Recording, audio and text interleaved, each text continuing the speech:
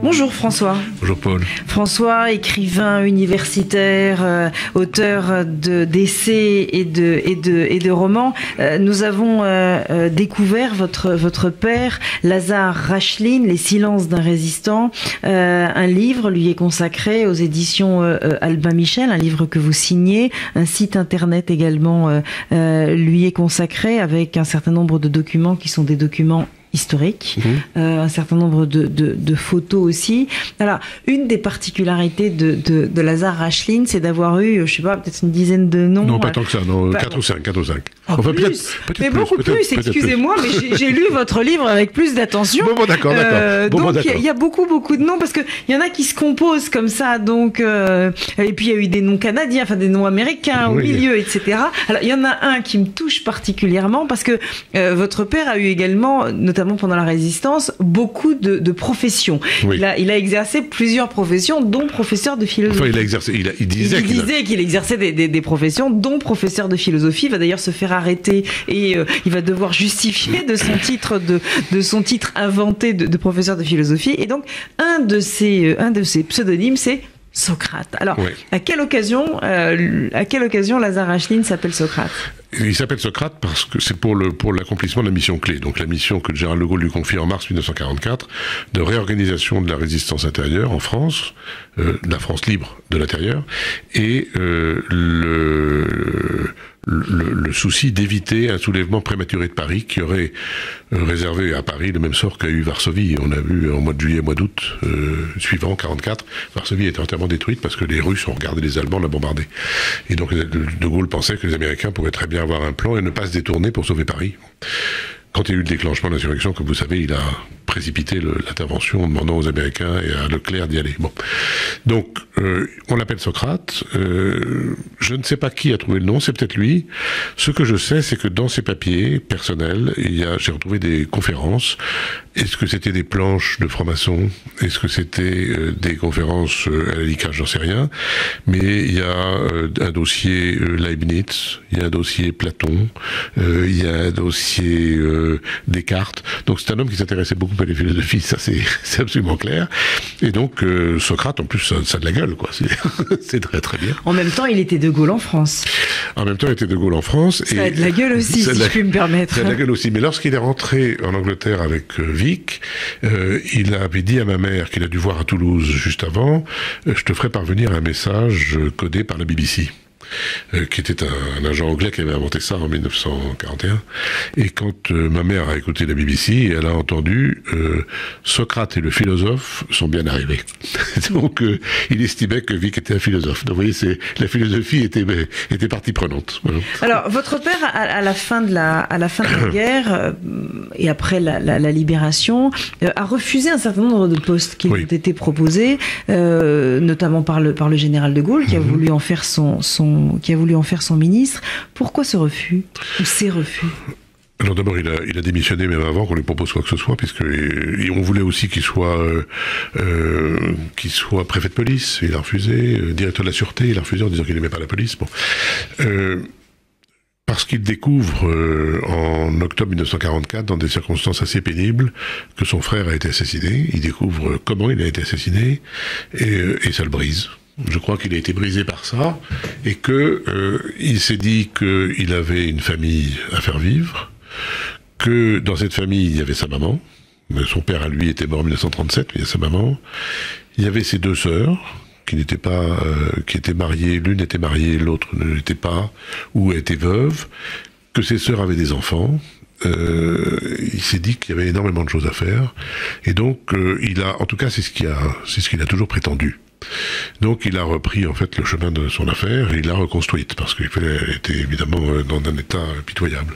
Une affaire qui était à l'heure de nom avant la guerre. Voilà, à l'heure de nom avant la guerre et il n'a pas conservé le nom de Lazare et Villard Rachline. En revanche, la veuve de Villard Rachline lui a donné 50%. On va poursuivre. Simone, ma tante, bien sûr. Et ma marraine d'ailleurs aussi. Attendez, juste, je termine un point. Oui. Marcel Bleustein est rentré au conseil d'administration. Enfin bon, donc l'affaire a redémarré. Et un jour, j'ai demandé à mon père pourquoi il avait refusé d'être ministre. Il m'a dit c'était trop tôt pour un juif d'être ministre. Je ne crois pas. Je pense pas qu'il m'ait dit la vérité. Il y avait déjà eu Mendes France, il y avait eu Blum, enfin bon, etc. Et d'autres, et bien d'autres. Je crois vraiment que il considérait que son frère aurait pu peut-être reprendre l'affaire et lui avoir d'autres activités. Dans les pièces de théâtre qu'il a écrites, il écrit il donne à un personnage qu'il jouait lui-même. Il donne un texte dans lequel il dit qu'il n'aime pas, ça n'intéresse pas l'économie, de gagner de l'argent, avoir une affaire, c'est pas drôle, ça. Ce qu'il voudrait, c'est écrire. Je sais qu'il voulait toujours être journaliste. Il aurait voulu être journaliste, il aurait voulu écrire des choses, des livres peut-être, j'en sais rien. Il a écrit en tout cas des pièces de théâtre qui sont pas jouées, mais enfin il les a écrites. Donc je crois que c'est assez complexe et je n'ai pas la prétention de savoir exactement ce qui s'est passé, mais je pense que dans ce que je viens de vous dire, il y a plusieurs éléments qui jouent et qui concourent à son retrait relatif.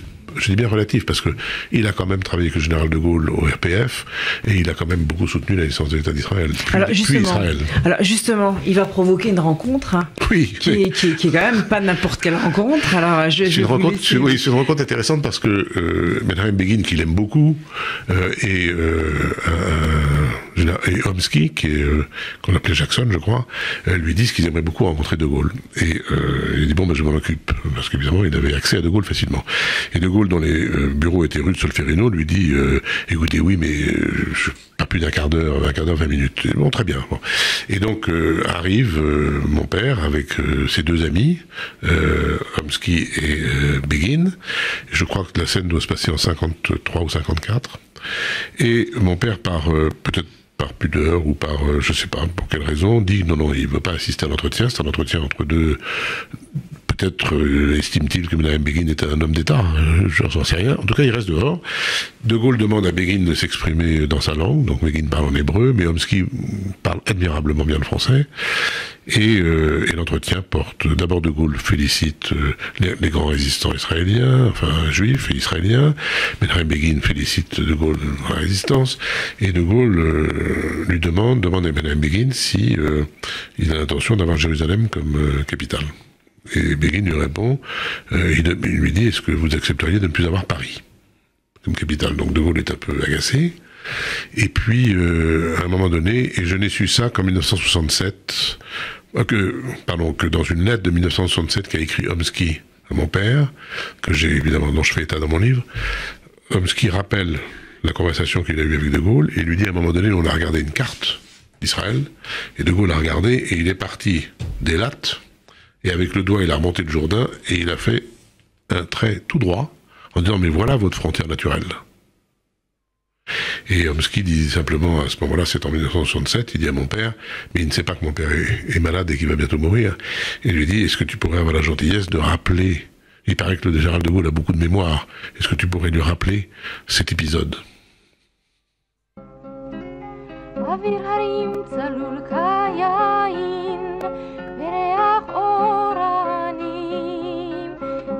ברוח ארבעים עם כל פעמונים